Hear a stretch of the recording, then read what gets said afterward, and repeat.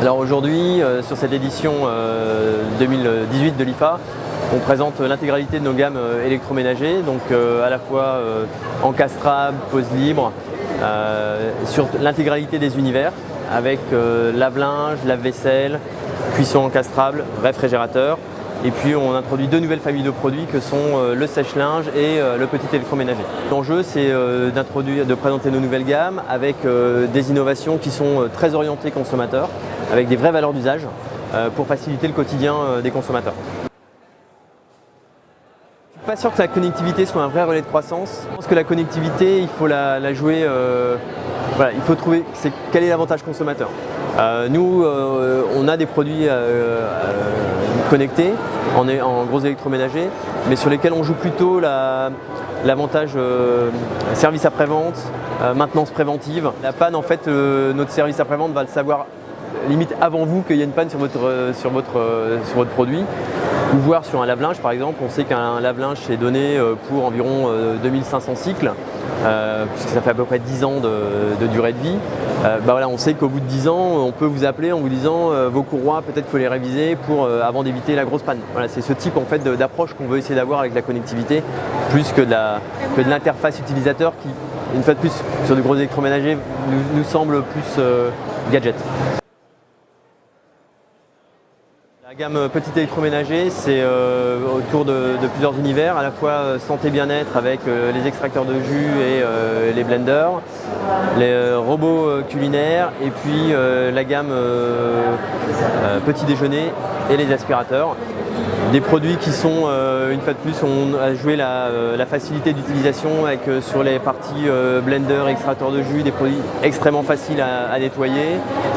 Et puis sur les autres produits, des produits très complets en termes de caractéristiques et facilité de réglage.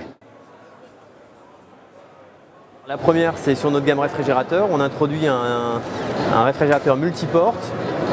Donc ça, qui est un concept qui existe depuis de nombreuses années dans nos gammes. Mais on y adjoint un dispositif de mise sous vide. Donc on a une petite fente dans la façade du réfrigérateur qui fait une quinzaine de centimètres de largeur, où on peut introduire un sac et on va faire le vide dans le sac et on va le sceller thermiquement.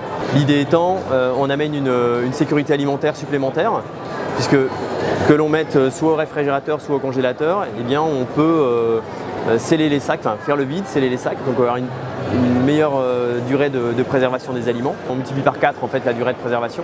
Sur la partie four, on a introduit un nouveau dispositif qui évite l'effet vague de chaleur à l'ouverture de la porte. On a tous expérimenté ce phénomène. On ouvre la porte de son four au moment à la fin de la cuisson ou pendant la cuisson et on se prend une vague de chaleur.